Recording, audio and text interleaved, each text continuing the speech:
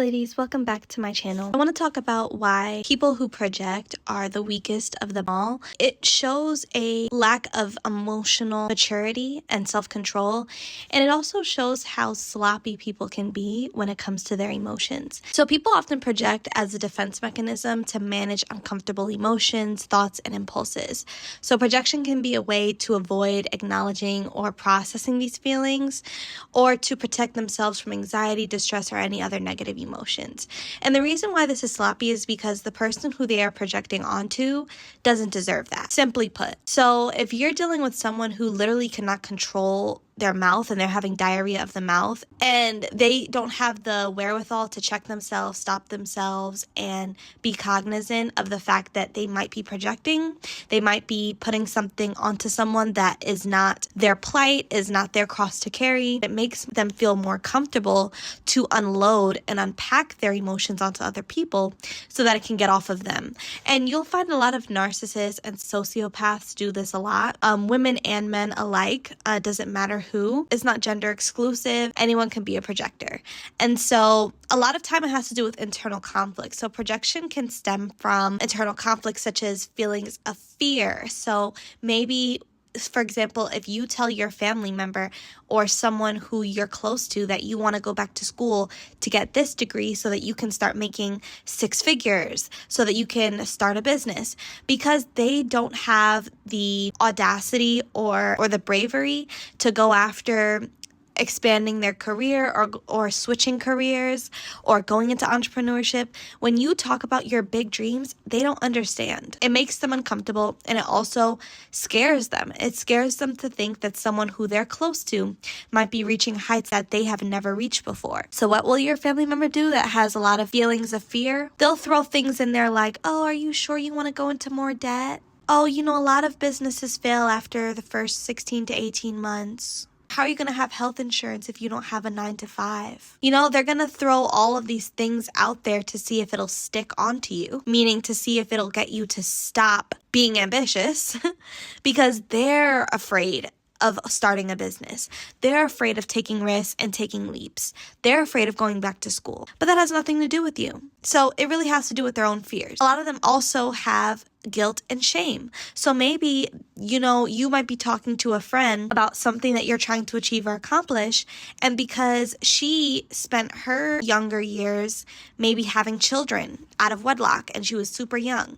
No shade to women who have had children young. Just using this as an example. Maybe, you're pursuing your career, you're pursuing your business, you're pursuing schooling, and you talk to her about what your next steps are, and because she is preoccupied with things that she really didn't want to be doing, like raising a deadbeat's kid, she might have some feelings toward you. And really the feelings at the root of it all is shame and guilt. She feels ashamed for having a child early with someone who wasn't supporting her, didn't marry her. And she also feels guilty because she can't give herself the life that she wants right this second because she has to raise a kid and you guys are young and she should be living her young life. So this is just an example. Sometimes when you have friends who are in different seasons of their life and you're in a different season where maybe you're moving up, you're progressing, and they're kind of staying where they're at or going backwards, the fear and the shame is going to kick in heavy, and then they won't be able to show up for you in the same ways. The friendship will dwindle off, and it's because they're battling with internal things. But a lot of times these women may say things like, oh girl, I don't think that's a good idea. Why are you trying to do this? Who do you think you are? Things like that. That's all projection. It's projection of her guilt and her shame. Another internal conflict that people battle with is low self-esteem. I find that a lot of men tend to project when it comes to their self-esteem. And I want to show you guys a clip that I found on TikTok of a woman breaking down how a lot of men will give women these labels, when in reality it has everything to do with the men and the men falling short. A lot of times men will project and try to shame single mothers or try to shame the women in their lives who they've hurt by calling them crazy or calling them psycho exes, when in reality a lot of them have done things to women. And so in order to cover their own asses, they have to project their feelings of inadequacy and their feelings of shame and guilt. So I want to show you guys this video, and then I will come back for my 2 cents. It's kind of wild that so many common phrases used to shame women actually just indicate the failures of men. So if you think about it, daddy issues is made to feel like the girl can't even keep her father around when really it's that he abandoned her or mistreated her. A single mom, a man left his partner and all of the responsibilities of their child, but she stuck around, handles it all by herself, and yet is shamed for it. A psycho ex, a woman reacting to being mistreated, is made out to be irrational. A trophy wife, somebody who is objectified and only valued by her looks,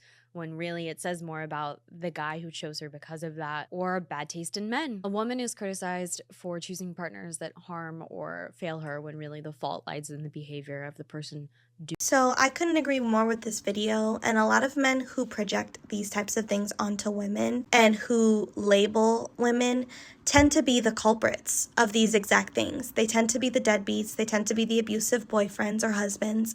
They tend to be the ones that don't contribute to society, to the community. The lowest of the low. You know, they always have so much to say about what women aren't doing, but it's because they're projecting. They're projecting because they're coming from a broken place. They're coming from a place of lack. And really at its core, it has a lot to do with self-esteem. They don't think highly of themselves. They don't think they're worthy of having real love, real connection, and so they sabotage. And a lot of times this will show up as creating broken homes, abusing the women who they're supposed to love, terrorizing the community. Lack of self-love and lack of self-esteem shows up in a lot of different ways with men, and it definitely sends a lot of warning signs when they're labeling women left and right. I think that is the biggest sign of a man who's lacking in a lot of areas in his life, is when he's highlighting the women who decided to stick around and raise their kids when the man stepped out, or the woman who has the courage to give other women guidance and counsel when it comes to being in a domestic or battered woman situation.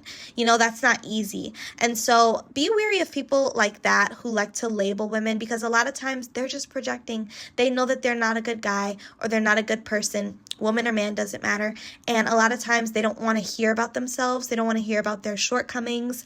They don't want to hear about where they can do better. All they want to do is point the finger at the people who actually moved with integrity, or the victims. And finally, we all know that the biggest culprits of projection tend to have personality disorders. Now, I am not a doctor, but I have dealt with people who have mental illness issues in my family.